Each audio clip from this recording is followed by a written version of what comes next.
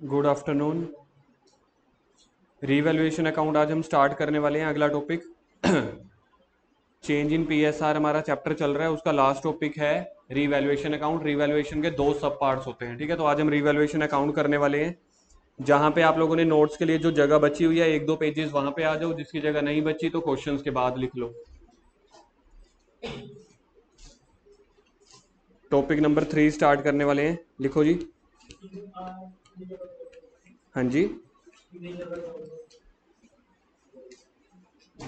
दो पेज चाहिए मेरे को, आमने सामने वाले, ठीक है। हाँ, आमने सामने हो, मतलब मैं पेज बता रहा हूँ यार। मैंने नहीं पता यार, बस मैं आज नहीं दस सकता। ए पेज है, एक पेज ए चाहिए मैंने, एक पेज ए चाहिए, बस ये दो पेज। हाँ चल जाएंगे जिमें मर्जी। रीवैल्यूएशन,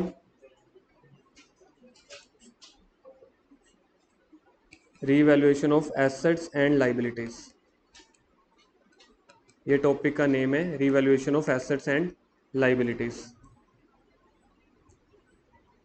इसके अंदर दो टॉपिक होते हैं, topic number A, topic number B. पीछे टॉपिक्स टू बी कवर्ड में मैंने लिखवाया हुआ है, मुझे बताओ मैंने क्या लिखवाया है, वही लिखवाऊंगा same. Revolution account, if revised value, revised का मतलब होता है न्यू वैल्यूज, रिवाइज्ड यानी कि new. If revised values to be shown in books, एक टॉपिक होता है ये सारे चैप्टर्स में काम आएगा, अगले आने वाले 4 चैप्टर्स में। सेकंड टॉपिक है if revised value note shown in books, if revised value shown in books, if revised value not shown in books। आज के आज दोनों टॉपिक खत्म हो जाएंगे, कोई ज़्यादा बड़े टॉपिक नहीं है। हाँ, चैप्टर के आज हमारे कॉन्सेप्ट खत्म हो जाएंगे, फिर मैं आपको कल दूंगा क्वेश्चंस, ठीक है। तो क्वेश्चंस 50-60 क्वेश्चन है, 2 दिन या 3 दिन के अंदर सारे खत्म कर देने हैं इस बार हमने। हाँ, नोट्स दूंगा। तो अगर रिवाइज्ड वैल्यू, ठीक है, revised value shown in the books, तो यहाँ पे नोट को आप अंडरलाइन कर लेना, दूसरी वाली साइड पे यहाँ पे शोन है, इन द नोट शोन है। रेलिवेंट फॉर ऑल चैप्टर्स, सारे चैप्टर्स में यही टॉपिक काम आएगा, याद रखना। रेलिवेंट फॉर ऑल चैप्टर्स, तो मेरे लिए 90% इंपॉर्टेंट यही है, ए पार्ट, ठीक है। Relevant for all chapters, relevant for this chapter only, relevant for this chapter only.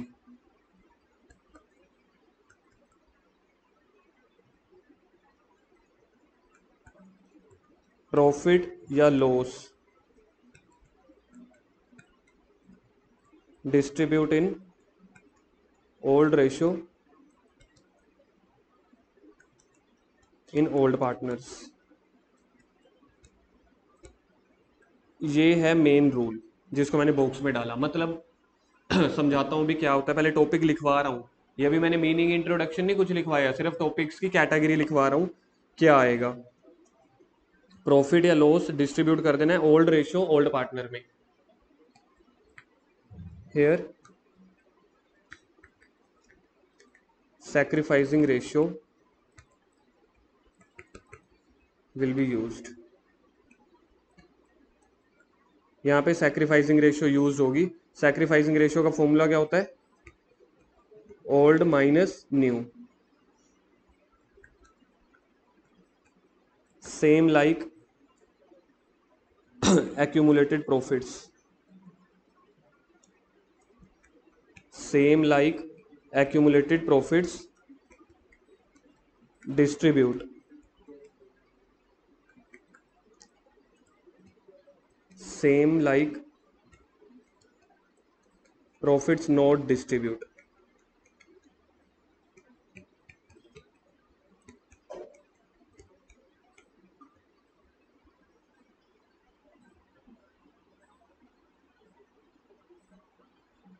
Accumulated profits को डिस्ट्रीब्यूट करते थे, किसी को जर्नल एंट्री याद है? बहुत साल हो गए किए हुए।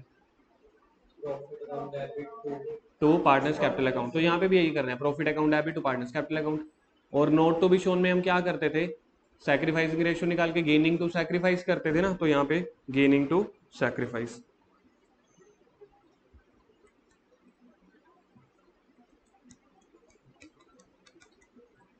प्रॉफिट अकाउंट डेबिट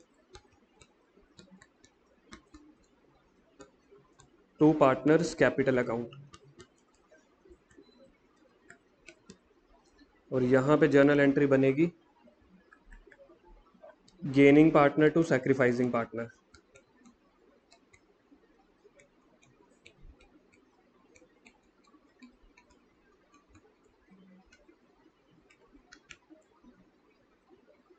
यहाँ पे एंट्री बनेगी gaining partners account debit to sacrificing partner.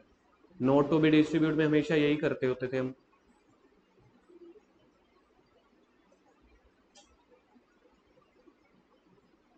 गर्व ऑन कर दे यार एसी का बटन ना, मेरे को लग रहा है तुम्हें गर्मी लग रही होगी। लग रहा है हो रहा है एडजस्ट हो रहा है।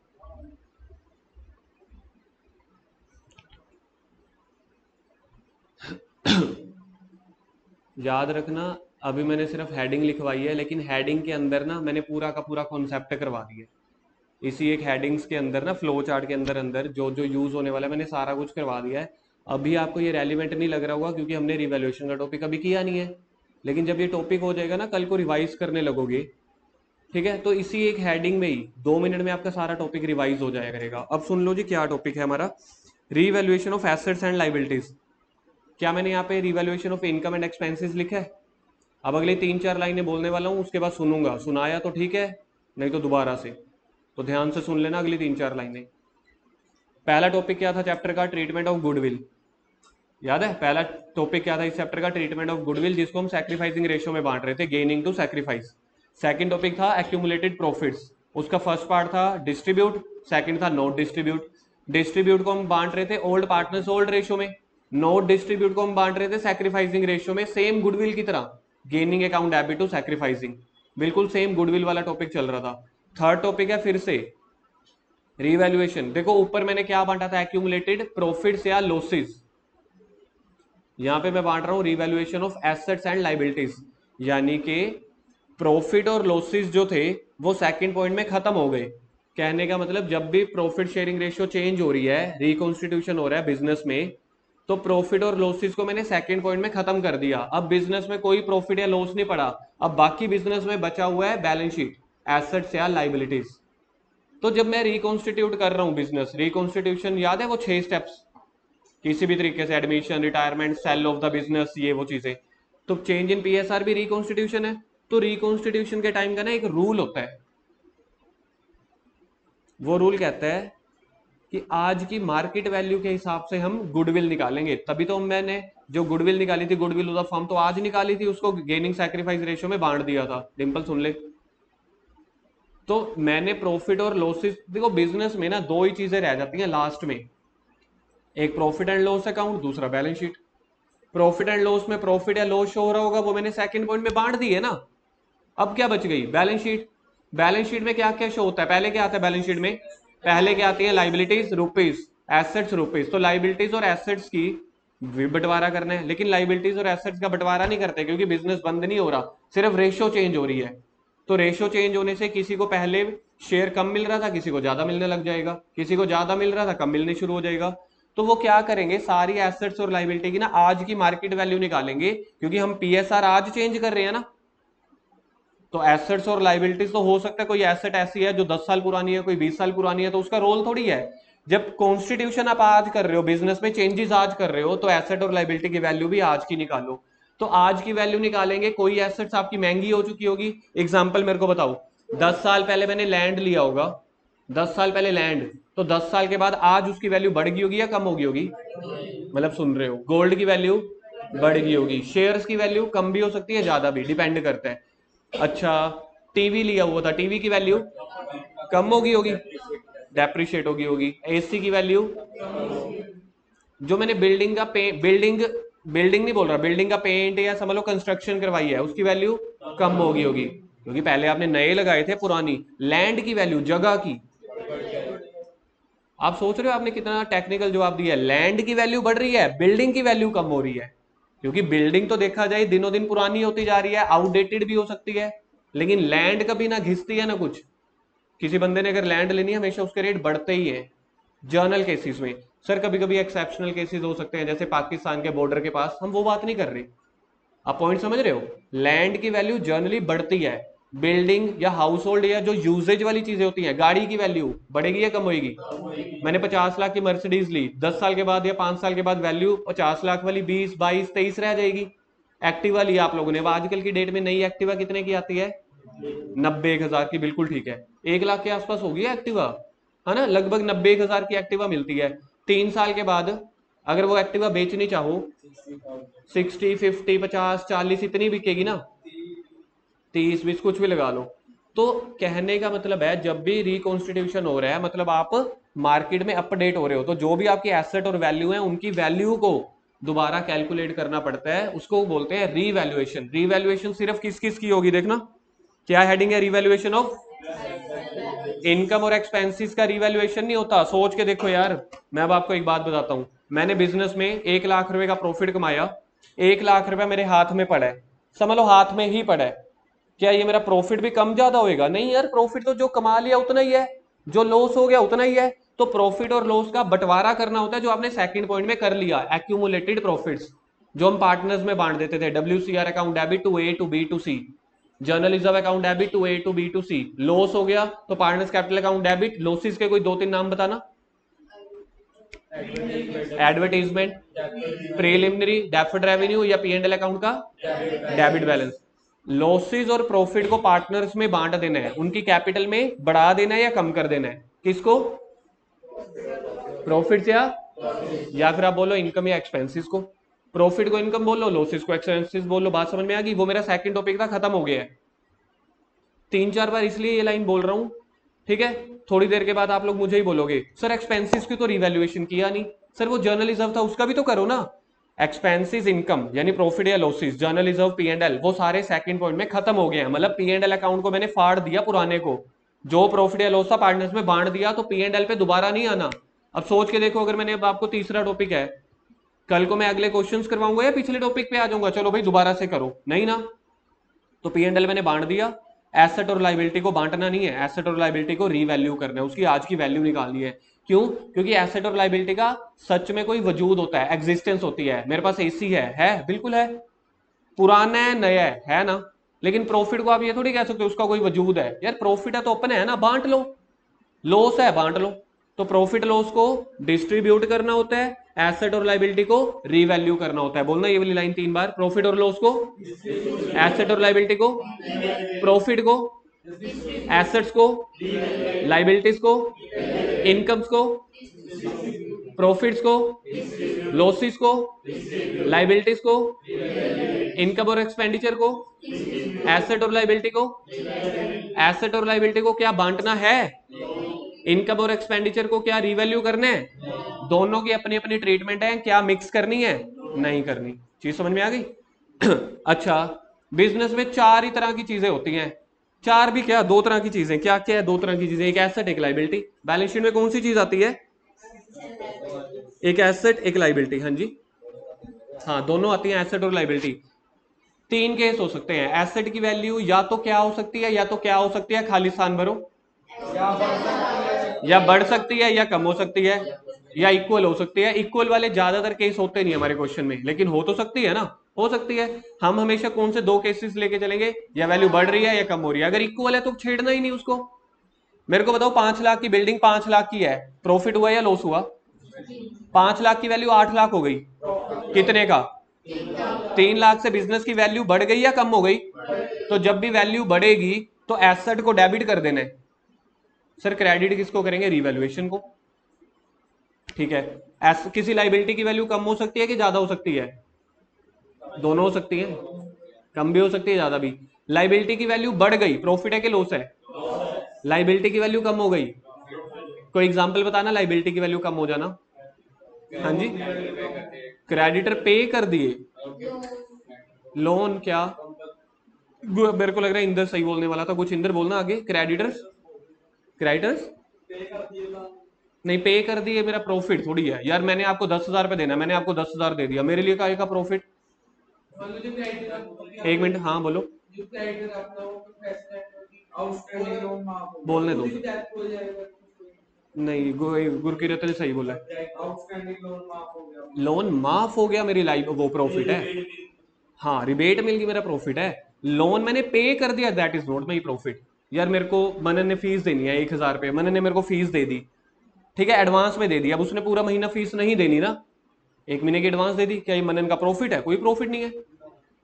अगर मैं मनन को फीस 300 रुपए लेस कर देता हूं, वो उसका प्रॉफिट है। तो क्रेडिटर्स अगर कम लेते हैं मुझसे, क्रेडिटर्स मेरे को डिस्काउंट दे देते हैं, वो मेरा प्रॉफिट है। पॉइंट समझ में आया? तो इसमें हमने यही 4 एंट्रियां करनी है। अगर मेरी बिल्डिंग की वैल्यू, एसेट की वैल्यू बढ़ गई, प्रॉफिट या लॉस? एसेट की वैल्यू कम हो गई, लाइबिलिटी की वैल्यू कम हो गई, लाइबिलिटी की वैल्यू बढ़ गई, रिकॉन्स्टिट्यूशन कर रहा हूं तो 4 ही चीजें होती है, चारों चीजों का 2 ही चीजें होती हैं, एसेट लाइबिलिटी, उनकी वैल्यू कम ज्यादा कम ज्यादा। एक और पॉइंट निकल के आ सकता है कि मैं जब रिकॉन्स्टिट्यूशन कर रहा था ना, तो मैंने देखा, मैं अपनी पूरी बिल्डिंग की छानबीन कर रहा था, देखा एक एक एक मोबाइल मिल गया मुझे, या कंप्यूटर मिल गया, कोई भी फलानी चीज मिल गई, मेरे को पता ही नहीं था, मेरी बुक्स में भी नहीं लिखा हुआ था। फॉर एग्जाम्पल, सर कोई अच्छी एग्जाम्पल दो। मैं आज नहाने लगा, ठीक है, मतलब मम्मी ना कपड़े धोने लगे, वो पॉकेट चेक करते हैं ना यार, मम्मी का एक वो होता है, पहले पॉकेट चेक करते हैं कुछ है तो नहीं, बीच में से 500 का नोट निकल आया, प्रॉफिट है कि लॉस? प्रॉफिट। अब ये मत कहना सर हमारा ही था, आप लोगों को याद नहीं था। बचपन की जैकेट, सर्दियों की जैकेट है, आप बाद में धुलवाने लगे, अभी तो आपने वैसे ही रख दी अलमीरा में, अगली सर्दियों में धुलवा के पहनने लगे, धुलवाते हुए देखा जी, ओए 500, कितनी खुशी होती है ना। कभी निकले ऐसे नोट? मेरे हर सर्दियों में निकलते हैं जैकेट्स में से। तो वो मेरा क्या है? प्रॉफिट। लेकिन मेरी बुक्स में नहीं शो हो रहा, बैलेंस शीट में एसेट साइड पे नहीं लिखा हुआ था। अगर लिखा होता तो मैं पहले ही निकाल लेता। सोच के देखो, अगर मुझे पता होता कि मेरी जेब में या जैकेट में पैसे रह गए, वो तो मैं पहले ही दिन निकाल लेता, मुझे नहीं पता था ना, तो इसको बोलते हैं अनरिकॉर्डेड एसेट्स। तो अनरिकॉर्डेड एसेट्स मेरे लिए प्रॉफिट की बात है या लॉस की? हंसती हुई स्माइली या रोती हुई स्माइली? ठीक है। एक ऐसा था, जब मैं रिकॉन्स्टिट्यूशन कर रहा हूं, ठीक है, रिकॉन्स्टिट्यूशन करते हो ना, मेरे द्वार पे, मेरे दरवाजे पे एक बंदा आ गया, कहता आपने मुझसे लोन लिया हुआ था। मैं कहा मैंने तो नहीं लिखा हुआ अपनी लाइबिलिटी में। कहता देखो आपके साइन किए हुए हैं। मैं कब की बात है? वो 2-2.5 साल पुराने, आपने कहा था 2-3 सालों के बाद ले लेना। अच्छा हाँ यार साइन, अब मेरे को याद आ गया, अब मेरे को उसको पैसे पे करने पड़ेंगे। अच्छी बात है गंदी बात? प्रॉफिट हो रहा है कि लॉस हो रहा है? मेरे को पता नहीं था, मेरी लाइबिलिटी में लिखा नहीं हुआ, क्योंकि मैं भूल गया था। इसको बोलते हैं अनरिकॉर्डेड लाइबिलिटी। तो टोटल 6 तरह की ट्रांजेक्शन होने वाली है। एक होती है एसेट्स की वैल्यू बढ़ गई, कम हो गई, या अनरिकॉर्डेड एसेट मिल गई। लाइबिलिटी की वैल्यू बढ़ गई, कम हो गई, या अनरिकॉर्डेड लाइबिलिटी मिल गई। फिर लास्ट में मैं नटशल निकाल लूंगा कि मेरे को प्रॉफिट कितना हुआ है, मतलब मेरी कौन कौन सी जगह पे मेरा प्रॉफिट हुआ है एक जगह लिख दूंगा, कौन कौन सी जगह मेरा लॉस हुआ है एक जगह लिख दूंगा, प्रॉफिट और लॉस निकाल दूंगा। सर सीधा कह दो ना, trading and profit and loss account बनाने हैं। Trading and profit and loss account कौन सी कक्षा में बनाते थे? +1 में। टीपीएल अकाउंट याद है?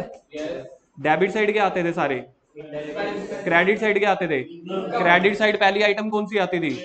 क्रेडिट साइड पहली आइटम बाय सेल्स, सेल्स के नीचे उसके बाद ग्रोस प्रॉफिट आ जाता था, या फिर बाय वाली साइड इंटरेस्ट रिसीव, मतलब यही है same.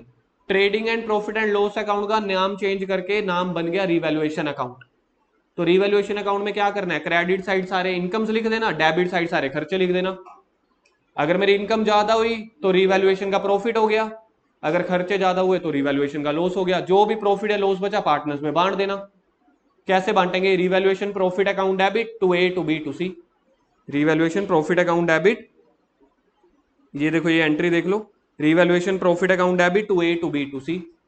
Old partners old ratio में, क्योंकि पुराने पार्टनर्स की एसेट लाइबिलिटी थी तो पुराने में बांट देंगे। सर अगर ना बांटना हो तो फिर ये सैक्रिफाइसिंग रेशो वाला कर लेंगे कि किसको गेन हुआ है किसको सैक्रिफाइस हुआ है। ठीक है, करो journal entries of revaluation.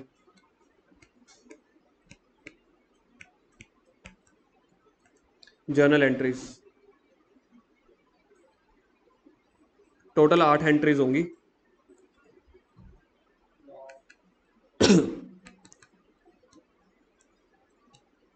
If value of asset increased, बना लिया फॉर्मेट? पता नहीं बाद में क्यों याद आता है मेरे को। मीनिंग लिखवाना मैं भूल ही गया रिवॉल्यूशन का। नहीं, बाद में लिख लेंगे। लिखो लिखो। 8 एंट्रीज हैं, 8 जर्नल एंट्रीज। मीनिंग होएगा कुछ 4 या 5 लाइनों का, बस 2 या 3 पॉइंट है। कोई बात नहीं, बाद में लिख लेना जैसे आपका मन करे यार। इतने इंटेलिजेंट बच्चे हो, मेरे को एक एक बात बतानी पड़ती है। नहीं सर आप चलो। If value of asset increased, बताओ जी, इट इज प्रॉफिट और लॉस? It is profit. तो जब भी प्रॉफिट होगा, जब भी प्रॉफिट होगा रीवैल्यूएशन अकाउंट को क्रेडिट कर देने। तो डेबिट किसको करेंगे? जो सी वैल्यू में इंक्रीज हुआ है। तो assets account debit, assets account debit to revaluation account. आपने रीवैल्यूएशन अकाउंट पे नजर रखनी है। अगर प्रॉफिट होगा तो रीवैल्यूएशन अकाउंट देख लेना कि डेबिट होना है क्रेडिट। दोनों फंडे बता रहा हूं। आपने हमेशा रूल ऑफ थंब क्या सोचना है रीवैल्यूएशन के बारे में। अब दोबारा से इस ट्रीटमेंट को पढ़ो, क्या सही लिखा है मैंने या काटा बजने वाला है? Value of asset increase profit है कि लॉस है? Value of asset increase profit है। तो जब भी प्रॉफिट होगा रीवैल्यूएशन अकाउंट हमेशा क्रेडिट होगा, क्योंकि रीवैल्यूएशन अकाउंट नॉमिनल नेचर से चलता है। Debit all expenses, credit all incomes. तो रीवैल्यूएशन अकाउंट के बारे में सोचना। प्रॉफिट है तो रीवैल्यूएशन को क्रेडिट किया मैंने, देखना। तो डेबिट किसको करोगे? जो वैल्यू में इंक्रीज हुआ। सर ये तो हो गया एक पैरामीटर। हम अपने पूरे सिलेबस में आज से आने वाले 4 महीने, 5 महीने, 1 साल यही रूल ऑफ थंब को लेके चलेंगे। अगर प्रॉफिट हो रहा है तो सोचना किसके बारे में? रीवैल्यूएशन के बारे में। प्रॉफिट हो रहा है तो रीवैल्यूएशन क्रेडिट हो जाएगा। Nominal rule, debit all expenses, credit all incomes. अब रूल नंबर 2 सुनो। टीचर आपको फंसा सकता है या वाइवा वाला टीचर आपको फंसा सकता है, ध्यान से सुनना। वाइवा वाला टीचर कहता है मेरे को रीवैल्यूएशन के एंगल से मत बताओ बेटा, मेरे को ये बताओ एसेट क्यों डेबिट हुई है। तब आपका आंसर पता है क्या निकलेगा? सर रीवैल्यूएशन क्रेडिट हुई है ना, इसलिए एसेट डेबिट हो गई। तो डेबिट तो एसेट को ही करेंगे ना। लेकिन वो ये पूछ रहा है कि रीवैल्यूएशन के एंगल से नहीं समझाओ मुझे, एसेट को डेबिट क्यों किया है उस एंगल से समझाओ। उसकी वैल्यू बढ़ गई तो फिर डेबिट क्यों किया, क्रेडिट क्यों नहीं किया? वैल्यू बढ़, नहीं डिंपल कह रहा है वैल्यू बढ़ गई। तो मैं वाइवा वाला टीचर हूं तो मैं कह रहा हूं फिर उसको डेबिट क्यों की है? हैं? क्या मैंने एसेट को बेचा ही नहीं, मैंने तो मार्केट वैल्यू निकाली है। ये किसने पहला किसने तीर मारा ये वाला, सच बताना। इंदर बहुत बढ़िया यार, गुड वन। एसेट्स के लिए हाँ सारे बजाया करो, एक दूसरे को अप्रिशिएट किया करो, अच्छा लगेगा। एसेट्स के लिए ना हमेशा, एसेट्स के लिए हमेशा रियल रूल होता है। गुरु सुन ले, वरना जो सुनने की लाइन है ना, जो वाइवा वाला टीचर पूछेगा, ये मेरे क्वेश्चन नहीं है, याद रखना। ये जो बच्चे वाइवा दे के आते हैं ना +2 का एक्सटर्नल, वो मेरे को बताते हैं सर ने ये पूछा था। हर बात पे नहीं मैं कहता ना कि वाइवा वाले टीचर ने क्या पूछा, मैं आपको हमेशा कहता हूँ कि इसका आंसर जो है वो क्या होना चाहिए। ये वाइवा वाला एक्सटर्नल का फाइनल का क्वेश्चन है, बच्चों से ये पूछ लिया गया था कि एसेट क्यों डेबिट हुई है, क्या आंसर होना चाहिए? सर एसेट जो है ना वो रियल रूल के अंडर आती है, एंड रियल रूल का फॉर्मूला होता है debit what comes in, credit what goes out. Debit what comes in, जो चीज आ रही है, एसेट की वैल्यू बढ़ना मतलब आना ही तो हो गया। बिजनेस में तो वैल्यू बढ़ रही है ना, आ रही है, सिर्फ उस रूल की वजह से एसेट डेबिट हो रही है। डेबिट व्हाट कम्स इन, चीज समझ में आ गई? एसेट्स की वैल्यू के हिसाब से, अगर रियल रूल के हिसाब से सोचना है तो एसेट को ध्यान में रखना। अगर रियल रूल के हिसाब से सोचना है तो एसेट को ध्यान में रखना। क्या लिखा हुआ है पॉइंट हेडिंग पढ़ो, value of asset increased, value बढ़ गई मतलब बिजनेस में आ गई। आ गई है तो डेबिट व्हाट कम्स इन, जो चीज आ रही है उसको डेबिट कर दो। By which rule? Real rule. अगर आपने रीवैल्यूएशन के हिसाब से सोचना है तो नॉमिनल रूल लगेगा। नॉमिनल रूल कहता है debit all expenses, credit all incomes. तो यहां पे मेरे को इनकम हुई है, मेरे को प्रॉफिट हुआ है, और प्रॉफिट के लिए नॉमिनल रूल कहता है रीवैल्यूएशन के बारे में सोचो, एसेट के बारे में नहीं। क्योंकि ये रीवैल्यूएशन अकाउंट क्या है? प्रॉफिट एंड लॉस अकाउंट है। ऊपर जो हमने लिखा है ना रीवैल्यूएशन, रीवैल्यूएशन अकाउंट का मतलब होता है P&L अकाउंट। तो मेरे को तो प्रॉफिट हुआ है, प्रॉफिट क्रेडिट होते हैं। ये मैंने आपको लॉजिक समझा दिया, लेकिन हम अपना पैरामीटर हमेशा रियल वो नॉमिनल रूल रखेंगे हमेशा। क्योंकि देखो कल को अब अगली एंट्री में लाइबिलिटी भी आएगी, लाइबिलिटी के लिए रियल रूल थोड़ी होता है, फिर मैं आपको तीसरा रूल याद कराऊंगा। इसलिए हमने रियल रूल नहीं याद रखना, नॉमिनल रूल याद रखना है।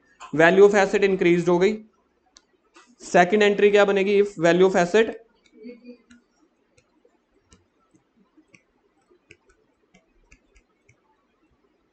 If value of asset decrease, profit हुआ है कि लॉस हुआ है, इट इज, ये जो मैं लिख रहा हूं इट इज प्रॉफिट लॉस लिखना है, it is loss. Nominal rule सोचो, नॉमिनल रूल मतलब रीवैल्यूएशन डेबिट होगा या क्रेडिट होगा, रीवैल्यूएशन अब डेबिट होगा। रीवैल्यूएशन अकाउंट क्या है, पी एंड एल है, तो मेरे को लॉस हुआ है तो डेबिट कर दो, revaluation account debit to asset. अच्छा अब इससे वैल्यू, एसेट की वैल्यू बढ़ी है या कम हुई है, मतलब वैल्यू बिजनेस में एसेट आई होगी या खत्म हुई होगी, तो क्रेडिट व्हाट गोज आउट, जो जा रही है उसको क्रेडिट कर दो रियल रूल के हिसाब से। एंट्री नंबर 3 क्या हो सकती है, थर्ड, एसेट्स की मैंने दोनों पॉइंट लिखवा दिए, अब लाइबिलिटी के, इफ लाइबिलिटी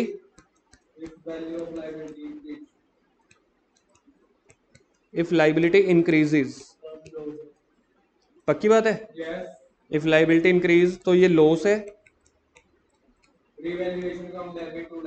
बहुत बढ़िया।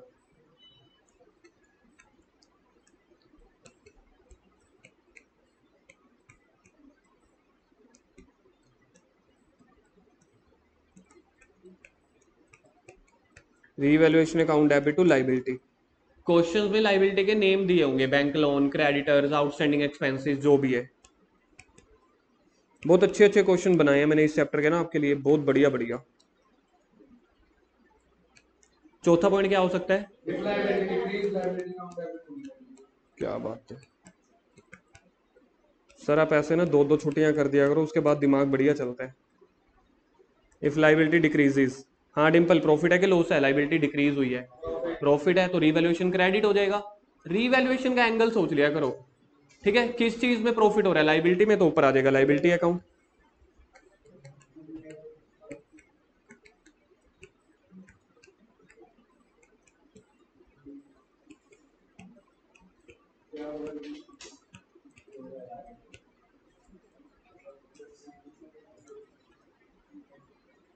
हो गई 4 एंट्रीज, और कौन सी हो सकती है पांचवी छवी, इक्वल इक्वल का, इक्वल की कोई एंट्री नहीं होती। हम्म,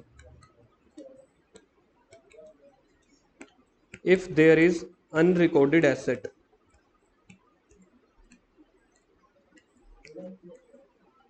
इसका मतलब क्या है, किसने पूछा है, कोई फोन मिल गया, जेब में से पैसे निकल गए, ठीक है, ये वो चीज है। मतलब सर कोई अच्छी एग्जांपल दो, ये तो आपने समझाने के लिए दे दिया। मैंने किसी कंपनी के शेयर्स खरीदे हुए थे या कंपनी की एफडी कराई, मतलब कहीं एफडी कराई हुई थी, मैं उसको एसेट साइड लिखना भूल गया, या मैं एक बार क्या हुआ फर्नीचर ले आया था उसको एसेट साइड लिखना भूल गया, लेकिन जब रिकॉन्स्टिट्यूशन करते हुए सारी वेरिफिकेशन करने लगे तब मेरे को पता चला, ठीक है, बिजनेस में कोई एसेट्स ही अब रिकॉर्ड कर लूंगा तो मेरे लिए प्रॉफिट है। अनरिकॉर्डेड एसेट्स प्रॉफिट है तो रिवैल्यूएशन अकाउंट क्या होगा, क्रेडिट। तो unrecorded asset account debit,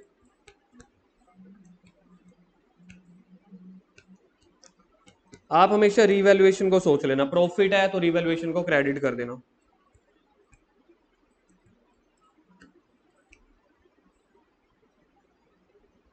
sixth entry बोलो क्या बनेगी, इफ अनरिकॉर्डेड लाइबिलिटी,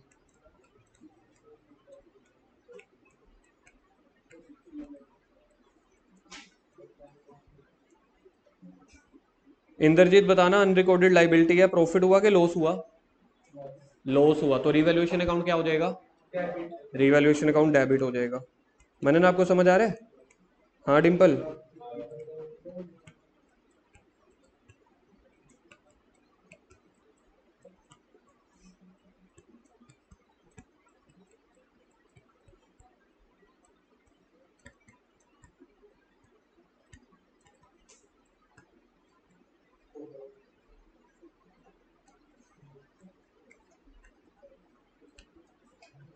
अब सारी रिवैल्यूएशन करने के बाद किसी किसी वैल्यू में मतलब प्रॉफिट आ रहा है, किसी किसी वैल्यू में लॉस आ रहा है, तो लास्ट में इधर देखो, जब मैंने सारा प्रॉफिट का टोटल किया, प्रॉफिट का टोटल आ रहा था 5,000, मतलब सारी एसेट्स को लाइबिलिटी को जब रीवैल्यू किया तो टोटल में समझ लो 5-6 आइटम्स थी, प्रॉफिट आया इतना और लॉस आया 3500। अल्टीमेटली क्या बना, ये टोटल प्रॉफिट है, ये टोटल लॉस है, नेट में क्या बना, नेट प्रॉफिट कितना 1500।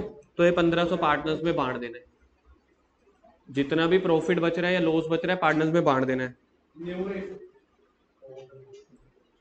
न्यू तो बेटा अभी शुरू ही नहीं हुआ ना, अभी तो ये रिकॉन्स्टिट्यूशन का टाइम चल रहा है, चेंज कर रहे हैं अपन, तो अभी तक तो न्यू शुरू ही नहीं हुआ, इसके बाद ही तो नया शुरू होएगा।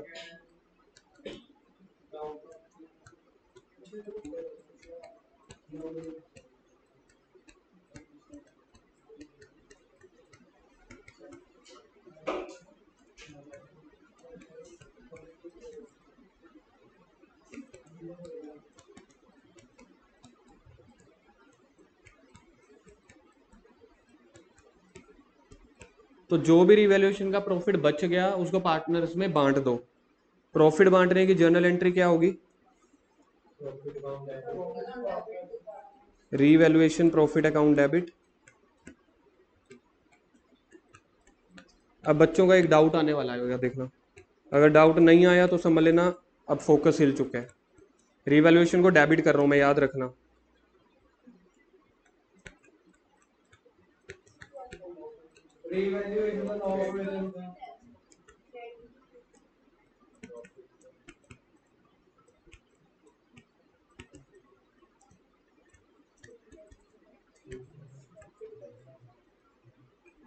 अभी पता चल जाएगा किसके कॉन्सेप्ट स्ट्रॉन्ग हैं या किसके कॉन्सेप्ट सिर्फ मेरे बोलने पे चल रहे हैं। क्या ये एंट्री ठीक लग रही है? प्रॉफिट हुआ ना, मतलब फिर मैं प्रॉफिट में रिवॉल्यूशन को डेबिट कर रहा हूं, जबकि मैं पिछले 15 मिनट से समझा रहा हूं।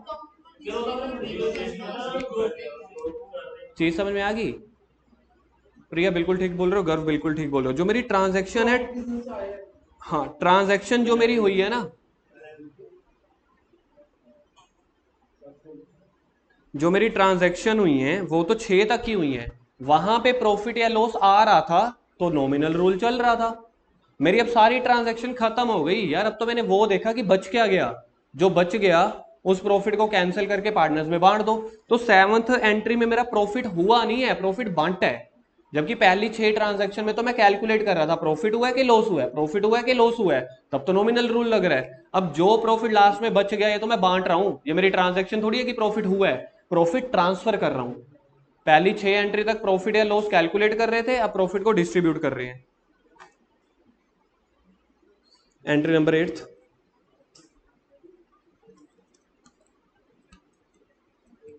अगर लास्ट में पता लगा रिवैल्यूएशन का लॉस हुआ है,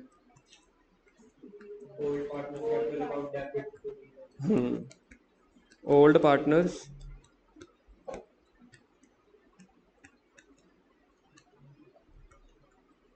capital account debit to revaluation account.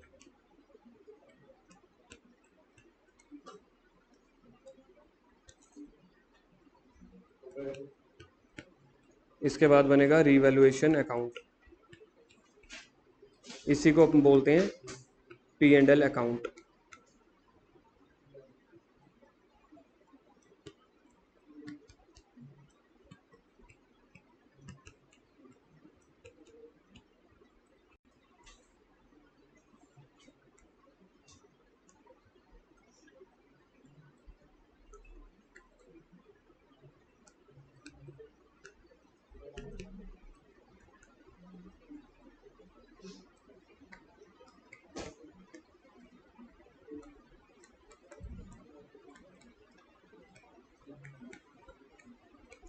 Paper में इनकम एक्सपेंसेस लिखना अलाउड नहीं होता, पेपर में पर्टिकुलर लिखना अलाउड होता है।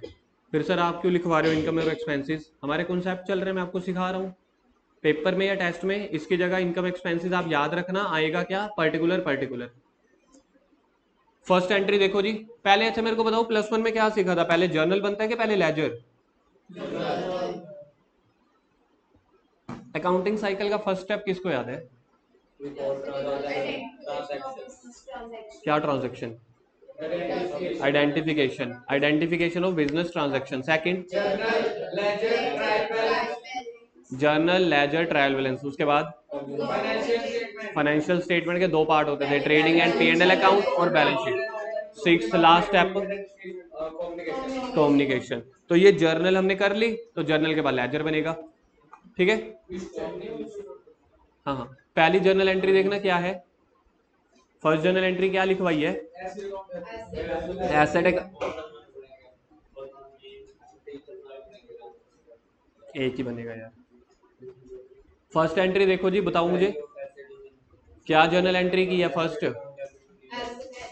Assets to revaluation. तो पहली एंट्री में देखो है,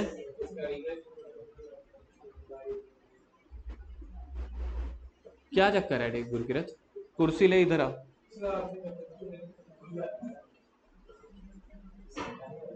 अच्छा भला आज तेरा दिमाग चल रहा है, फिर तो अपना दिमाग इधर इधर इधर।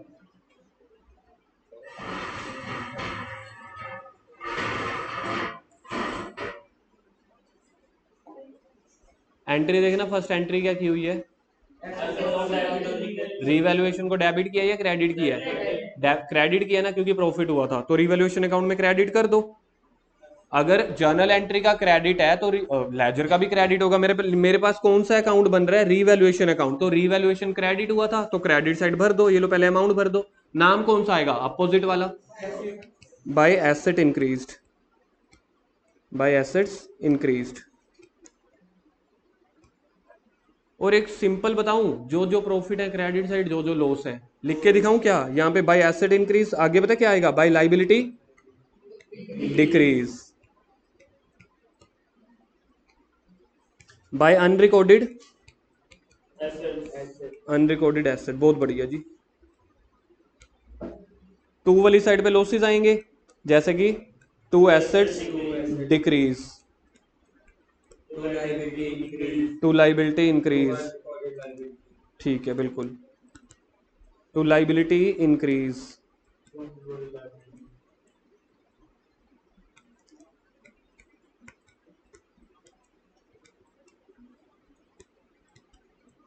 To unrecorded liability.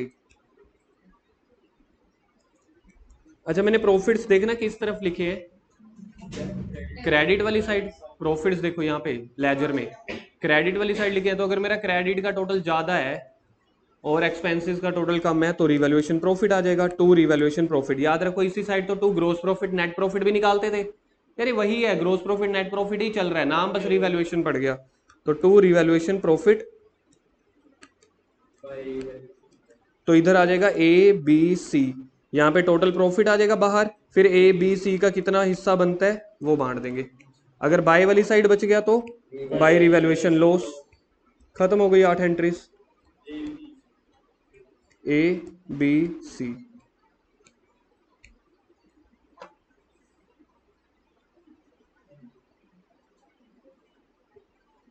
अगर ये चाहो आप अपने आप भी बना सकते हो, 3 एंट्रीज प्रॉफिट की हैं, 3 एंट्रीज लॉस की हैं। 3 एंट्री प्रॉफिट वाली क्या क्या हो सकती हैं, एसेट बढ़ गई, लाइबिलिटी कम हो गई, अनरिकॉर्डेड एसेट मिल गई। लॉस वाले में क्या आ सकता है, एसेट की वैल्यू लाइबिलिटी की वैल्यू और to unrecorded liability.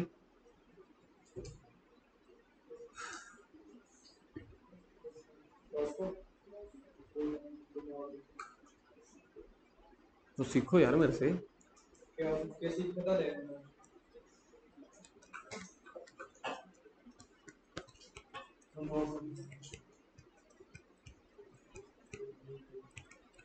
Revaluation is done for, हाँ ये मीनिंग ही लिखवा रहा हूँ भाई, जो कह रहे हैं चुप कर, तू बोलता रहा कर। नहीं नोट है, तू नोट नंबर 1 लिखो बस। Revaluation is done for assets and liability, note for, note for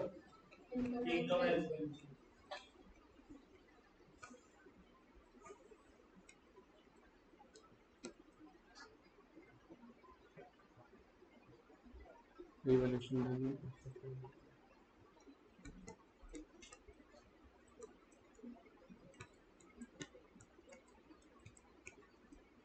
revaluation account as per which rule,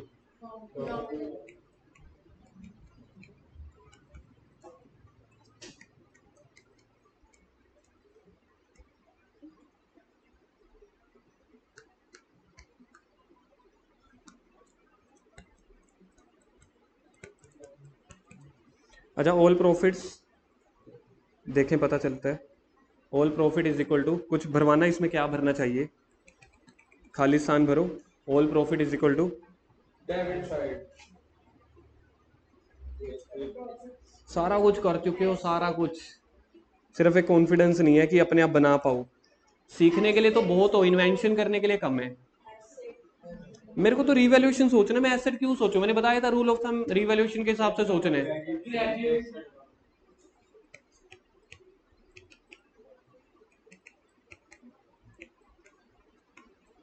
15-16 बार करवा चुका हूँ, लेकिन सर हम सिर्फ वही आपको बता सकते हैं जो आपने करवा दिया हो, है ना। अपने आप भी यार इन्वेंशन किया करो, कुछ चीजें अपने आप बताया करो। ऑल प्रॉफिट्स अभी अभी रिवैल्यूएशन में क्रेडिट नहीं किए, जर्नल एंट्री में भी, लेजर में भी।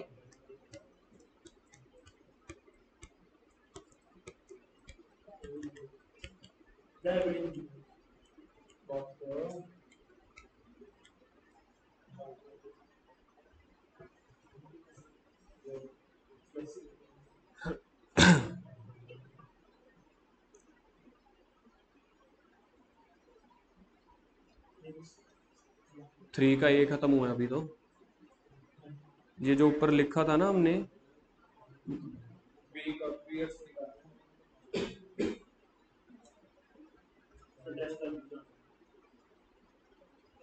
ये टेस्ट है, मैं थोड़ी ना उसका वो बैंकिंग लूंगा। के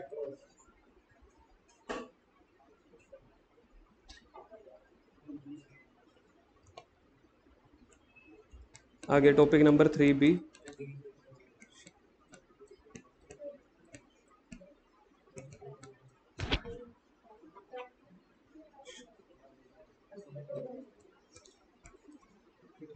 लिखो जी टॉपिक 3 का B, revaluation account if revised values. करो नहीं तो लिखना मीनिंग मीनिंग ये मीनिंग ही लिखवाया जरा, लिखाया पर उससे पहला जगह छुट्टी कहते हैं मीनिंग छोड़ी सी जगह, और वो भी लिखवाऊंगा, भेज दूंगा। From a new topic 3B हम्म, एक मिनट, एक मिनट बस। पर 29 से होता अगर रिवैल्यूएशन अकाउंट हम बना रहे हैं, देखो इधर हमने 7th और 8th एंट्री, देखो क्या की थी हमने, 7th और 8th एंट्री में रिवैल्यूएशन का प्रॉफिट पार्टनर्स में डिस्ट्रीब्यूट कर दिया था, याद है, ये देखो डिस्ट्रीब्यूट टू पार्टनर्स, जो भी रिवैल्यूएशन का प्रॉफिट या लॉस आया है। तो यहां तक तो सब चलेगा, प्रॉफिट या लॉस तो हम रिवैल्यूएशन का निकालेंगे, जर्नल एंट्री करके रिवैल्यूएशन निकाल के। लेकिन अगर पार्टनर्स में नहीं बांटना, not to be shown in the books, then note distribute the profit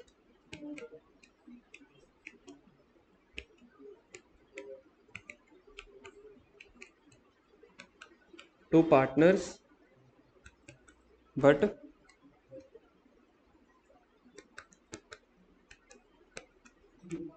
distribute that profit in sacrificing ratio.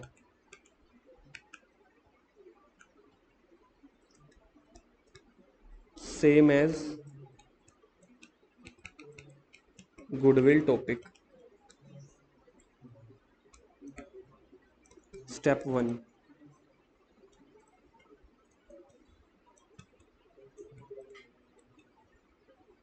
Step 1, prepare revaluation account.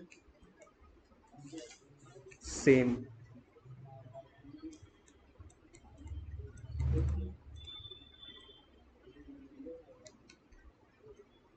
And calculate profit या loss of revaluation. स्टेप 1 समझ में आया, देख रहे हैं किसी को, सेम वही रिवैल्यूएशन बनाना है, रिवैल्यूएशन अकाउंट बना के प्रॉफिट या लॉस कैलकुलेट कर लेना। स्टेप 2,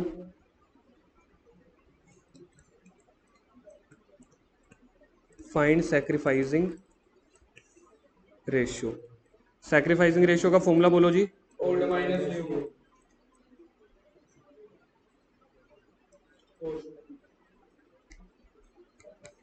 दो मिनट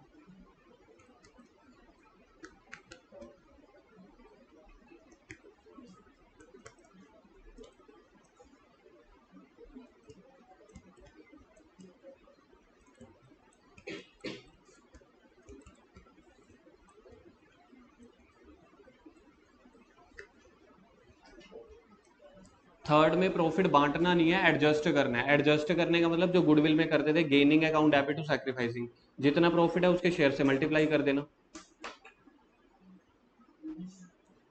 बस अब आपके टॉपिक्स खत्म हो चुके हैं, क्वेश्चन करेंगे।